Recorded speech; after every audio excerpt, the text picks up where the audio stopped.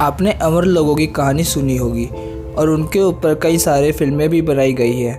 हाल ही में नेटफ्लिक्स की तरफ से एक सीरीज़ लॉन्च हुई है जो इमोर्टल स्टोरी के ऊपर बेस्ड है। मूवी की स्टार्टिंग में सबसे पहले 4 इमोर्टल को दिखाया गया है जिनका नाम एंडी, बूकर, जॉय और निक्की है। स्टार्टिंग में बूकर एंडी से मिलता है और वो उसे एक नए मिशन के बारे में बताता है। एंडी बोलती है कि वो किसी भी क्लाइंट के लिए दोबारा काम नहीं करते, ये उनके लिए खतरा है। फिर बूकर और एंडी अपने बाकी के साथियों से मिलते हैं। वो सब मिलकर उनके पहले वाले क्लाइंट कोपले से मिलने के लिए तैयार हो जाते हैं। एंडी और बूकर कोपले से मिलते हैं। एंडी कोपले से पूछती है कि उसने CIA के लिए जॉब क्यों छोड़ दी। कोपले बताता है कि 2 साल पहले उसकी वाइफ की कैंसर से डेथ होने के कारण उसने जॉब छोड़ दी। कोपले उन्हें मिशन के बारे में बताता है कि जुबा के एक स्कूल में आतंकवादी हमला हुआ है और उन्होंने सभी टीचर को मार कर वहाँ के बच्चों को किडनैप कर लिया है और उसके कुछ साथियों की वजह से उन आतंकवादियों की करंट लोकेशन उसे मिल गई है। अगर उन्होंने वहाँ जल्दी जाकर उन बच्चों को नहीं बचाया तो वो उन्हें वहाँ से कहीं और शिफ्ट कर देंगे, उनके पास ज़्यादा टाइम नहीं है। एंडी तैयार हो जाती है। अगले सीन में एंडी, बूकर, जॉय और निक्की मिशन के लिए निकल जाते हैं। वो रात में वहाँ पहुँचते हैं। निक्की स्नैपर से पहले 2 आतंकवादियों को मारता है। फिर बूकर जाली काटकर अपनी टीम के साथ अंदर घुसता है। वो चारों मिलकर बाहर खड़े सारे आर्मियों को ख़त्म कर देते हैं। फिर वो एक गेट की तरफ बढ़ते हैं। गेट के अंदर घुसने के बाद वहाँ उन्हें कोई नहीं मिलता, लेकिन वो ट्रैप होता है। इतने में वहाँ 20 से 30 बंदूक की फ़ौज निकलती है और उन चारों के ऊपर कई सारी गोलियां चला देते हैं। चारों बेहोश होकर वहीं गिर जाते हैं। थोड़ी देर बाद उनके घाव हील होने लगते हैं। गोलियां शरीर से निकलनी स्टार्ट हो जाती है। वो अचानक से जिंदा हो जाते हैं और फिर वहाँ खड़े सभी लोगों को मार देते हैं। उन्हें पता लगता है कि ये एक ट्रैप था। कोपले जिन्हें उन्हें फंसाया था वो उनके मरने के बाद जिंदा होने वाली फुटेज रिकॉर्ड कर लेता है। वो फिर वहाँ से निकल जाते हैं और कोपले को ढूंढने लगते हैं। अगला सीन US मिलिट्री का होता है जिसमें एक लड़की शामिल होती है जिसका नाम नाइले होता है। वो आर्मी अफगानिस्तान में एक आतंकवादी को मारने गए होते हैं। नाइले उस आतंकवादी को एक घर में ढूंढ कर मार देती है। वो अधमरा हो जाता है। इतने में वो आतंकवादी चाकू निकाल कर नाइले के गले पर मार देता है। नाइले वहीं पर बेहोश हो जाती है, लेकिन जब उसे होश आता है तो वो ऑलमोस्ट ठीक हो चुकी होती है। गले पर कोई निशान नहीं होता। ठीक उसी टाइम एंडी, बूकर, जॉय और निक्की इन चारों को नाइले का सपना आता है। वो उठते हैं। सब एक दूसरे को अपना सपना बताते हैं। एंडी बोलती है कि आखिर 200 साल बाद कोई नई अमर योद्धा क्यों।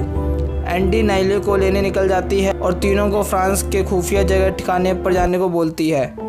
कोपले मैरिक कंपनी के CEO मैरिक को उन चारों की वीडियो फुटेज दिखाता है। मैरिक इस फुटेज को नकली बताता है और बोलता है कि उसे ये चारों के चारों बंदे चाहिए ताकि वो इनके ऊपर रिसर्च कर सके। नाइले का जनरल उसे जाने के लिए बोलता है ताकि वो अपना मेडिकल टेस्ट करा सके। नाइले अपना फ़ोन लेती है और कोने में बेंच पर बैठ जाती है। एंडी आती है, नाइले के गर्दन पर बंदूक से मारकर उसे बेहोश करके उसे ले जाती है। एंडी नाइले को कार में लेकर जा रही होती है। नाइले को जब होश आता है वो कार के पीछे का दरवाज़ा खोलकर कूद जाती है और भागने लग जाती है।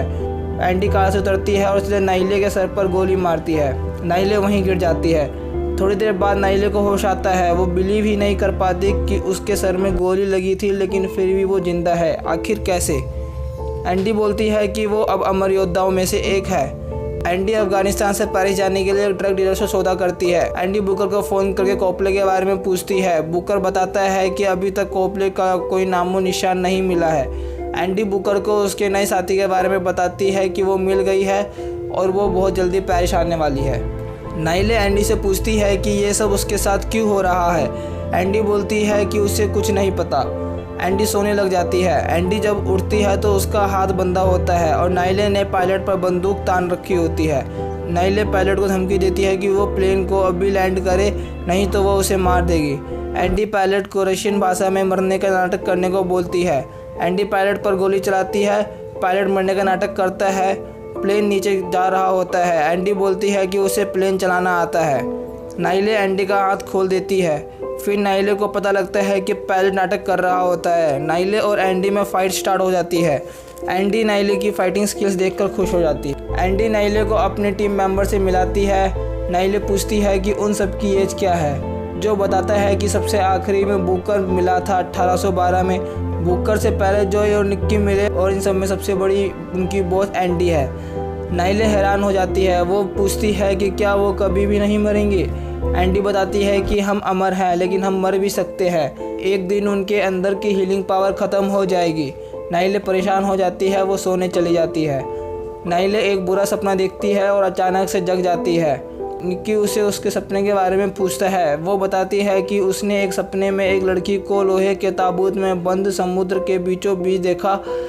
वो उस ताबूत से बाहर आने की कोशिश कर रही है, लेकिन वो नाकामयाब है। निक्की बताता है कि उस लड़की का नाम जिसने उसे सपने में देखा क्वीनी है।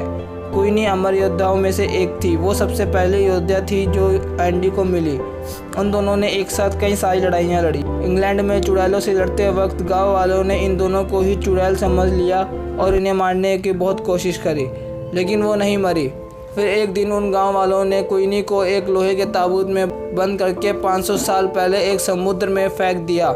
नाइले ये सब सुनकर हैरान हो जाती है और बाहर चली जाती है। उसी के साथ साथ एंडी भी चले जाती है। नाइले और एंडी बात कर रहे होते हैं, तभी कोपले के लोग उस चर्च में घुसते हैं जहां वो लोग रह रहे होते हैं और बड़ा सा बम धमाका करके जॉय और निक्की को पकड़ कर ले जाते हैं।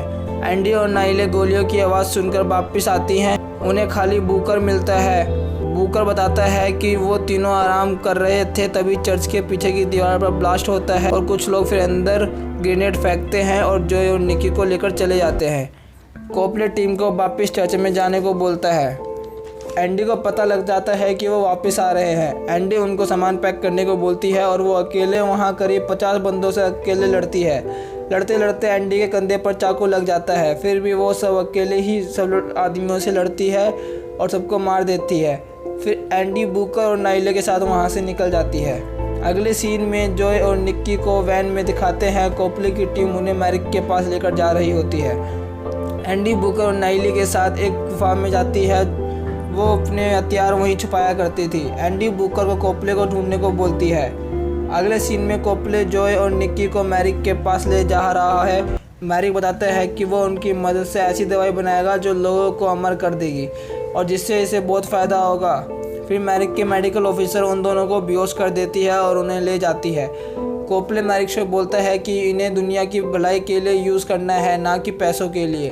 मैरिक उसे बाकी के 2 लोग यानी बूकर और एंडी को लाने को बोलता है। इधर नाइले और बूकर दोनों मिलकर कोपले को ढूंढ रहे होते हैं। तभी एंडी को पता लगता है कि उसके कंधे पर लगा चाकू का घाव अभी तक भरा नहीं है। एंडी समझ जाती है कि अब उसकी हीलिंग पावर ख़त्म हो गई है, अब वो अमर नहीं रही। एंडी ये बात किसी को नहीं बताती और बाहर चले जाती है। एंडी एक स्टोर में जाती है, वहाँ वो मेडिसिन ट्यूब वगैरह लेती है। उस स्टोर की ओनर उसकी हेल्प करने को बोलती है। वो लेडीज़ एंडी के कंधे पर बैंडेज लगा देती है। एंडी को याद आ जाता है कि कैसे उनके तीसरे पार्टनर लिकोन ने एंडी और क्वीनी के सामने खून न रुकने की वजह से मर गया था। कोपले मैरिक को बोलता है कि अब उन्हें उन दोनों को छोड़ देना चाहिए क्योंकि उन्हें टिश्यू, ब्लड सैंपल, डीएनए वगैरह सब मिल गए हैं। मैरिक बोलता है कि अब ये दोनों कंपनी के प्रोडक्ट्स हैं और वो अब इन्हें बाहर नहीं छोड़ सकते क्योंकि वो नहीं चाहते कि कोई और दवा कंपनी इनको पकड़कर मेडिसिन बना ले। अब ये दोनों हमेशा कैद में रहेंगे। बुकर उन्हें बताता है कि उसे कोपली की लोकेशन मिल गई है। एंडी, बुकर और नाइले तीनों कोपली को पकड़ने चले जाते हैं। बुकर कार से उतरता है और एंडी को उसकी पिस्टल देता है। एंडी बुकर को आसपास के एरिया देखने को बोलती है और नाइले को एक गन देती है। नाइले उनके साथ लड़ने से मना कर देती है। वो बोलती है कि वो बाकी की ज़िंदगी अपनी फैमिली के साथ बिताना चाहती है।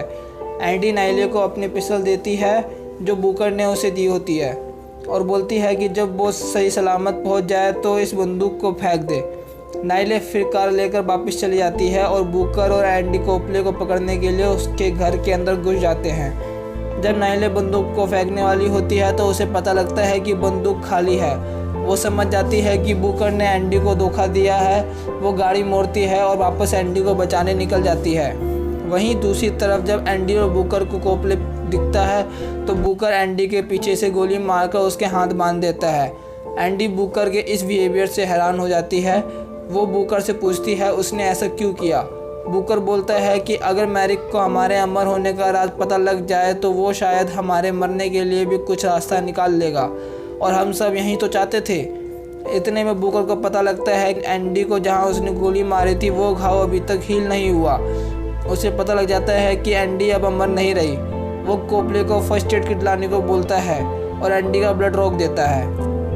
इतने में मैरिक और उसकी सिक्योरिटी गार्ड आ जाते हैं। वो उन दोनों को लेकर चले जाते हैं। कोपले मैरिक को एंडी को छोड़ने को बोलता है क्योंकि वो अब अमर नहीं रही, लेकिन मैरिक कोपले को बेहोश करके उन दोनों को लेकर चले जाता है। एंडी और बुकर को जॉय और निक्की के लैब में बांध दिया जाता है ताकि उनके ऊपर भी टेस्ट किया जा सके। जॉय और निक्की एंडी और बुकर को देखकर हैरान हो जाते हैं। नाइले जब कोपले के घर पहुंचती है तो कोपले से वो एंडी और बुकर के बारे में पूछती है, और वहीं वो एक वॉल पर बहुत सारे तस्वीरें, पेपर, पुराने रिकॉर्ड वगैरह सब देखती है। वो कोपले से इसके बारे में पूछती है। कोपले बताता है कि खुद एंडी को नहीं पता कि उसने कितने लोगों की जान बचाई है। एंडी ने एक आदमी की जान बचाई थी, उसके बेटे ने एक पूरे देश पर न्यूक्लियर हमला कर होने से रोका, उसके पोते ने महामारी की दवाई बनाकर पूरी दुनिया में कई लोगों की जान बचाई। कोपले बोलता है कि एंडी ने एक बार क्या जान बचाई, उस चीज़ का फ़ायदा हम आज भी उठा रहे हैं। नाइले पूछती है कि जब तुम्हें पता था तो तुमने उन्हें पकड़वाया क्यों। कोपले बोलता है कि उसकी वाइफ की डेथ के बाद वो चाहता था कि वो दुनिया को ऐसा बनाए जहाँ कोई बीमारी वगैरह कुछ ना हो, लेकिन उसने गलती कर दी। कोपले नाइले को मैरिक के बिल्डिंग में लेकर जाता है और बोलता है कि वो सब 15 फ्लोर पर होंगे। नाइले जब 15 फ्लोर पर जाती है तो उसे 3 लोग दिखते हैं। वो उस पर गोली चलाकर नाइले को मार देते हैं, लेकिन तभी नाइले उठती है और उन तीनों को ख़त्म कर देती है। फिर उसकी फ़ाइट कुछ और लोगों से होती है। वो जैसे तैसे करके लैब पहुंचती है और उन चारों को छुड़ा लेती है। जॉय और निक्की बुकर को यहीं छोड़ने के लिए कहते हैं क्योंकि वो गद्दार है। एंडी सबको साथ काम करने के लिए कहती है। गन फाइट में चारों लोग एंडी के आगे पीछे होते हैं ताकि कोई अगर एंडी पर गोली चलाने की कोशिश करे तो गोली उनको लगे, एंडी को नहीं। एंडी और उसकी टीम एक दीवार के पीछे खड़ी होती है, तभी वहाँ ब्लास्ट होता है। नाइले एंडी और बुकर को लेकर चली जाती है। जॉय और निक्की की लड़ाई मैरिक की सिक्योरिटी चीफ से होती है, जिसमें उसका सिक्योरिटी चीफ निक्की के मुंह के अंदर गोली मार देता है और चले जाता है। एंडी को गुस्सा आता है। वो फायरबॉक्स में रखे हुए कुल्हाड़ी निकालती है और बंदों को मारने लग जाती है। एक एक करके वो कई लोगों को मार देती है। एंडी को पता लगता है कि मैरिक पेंट हाउस में है। मैरिक का सिक्योरिटी चीफ एक दरवाजे पर एम करके बैठा होता है। एंडी नाइले को बोलती है कि वो पहले आगे जाएगी। नाइले एंडी को बुलेट प्रूफ जैकेट पहनने को बोलती है। एंडी बोलती है उसे कुछ नहीं होगा। मैरिक का सिक्योरिटी चीफ गेट पर एम लेकर बैठा होता है, तभी पीछे वाली विंडो की तरफ से जॉय, निक्की और बुकर आकर फायरिंग करते हैं। फिर उनका ध्यान गेट से हटके विंडो पर चले जाता है और तभी गेट से अंदर आकर नाइले और एंडी वहां खड़े लोगों को मार देते हैं। जॉय उस सिक्योरिटी चीफ की गर्दन तोड़ देता है जिसने निक्की को गोली मारी होती है। फिर उन्हें पता लगता है कि मैरिक लिफ्ट से नीचे जा रहा है, लेकिन वो ऊपर ही होता है। एंडी नाइले से विंडो के पास जाकर बात कर रही होती है, तभी मैरिक आकर एंडी पर बंदूक तान देता है। एंडी नाइले को बोलती है कि इसे रशियन आती होगी। नाइले को एयरप्लेन वाला सीन याद आ जाता है। नाइले एंडी को गोली मारने का नाटक करती है। फिर मैरिक नाइले को गोली मारता है, तभी एंडी अपना हथौड़ा उठाती है और उसे कंधे पर मार देती है। तभी नाइले उठती है और सीधा मैरिक को लेकर 15वीं फ्लोर से सीधा नीचे कूद जाती है। जब बुकर, जॉय और निक्की लिफ्ट से बाहर आते हैं तो वो नाइले को देखकर हैरान हो जाते हैं कि कैसे ये 15वें फ्लोर से कूद गई।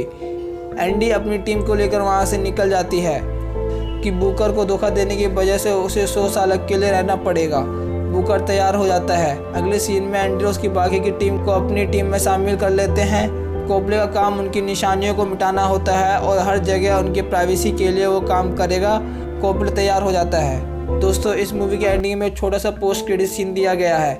मैं आपको उसकी एक्सप्लेनेशन अगली वीडियो में दूंगा, तो चैनल को सब्सक्राइब करना ना भूलिए।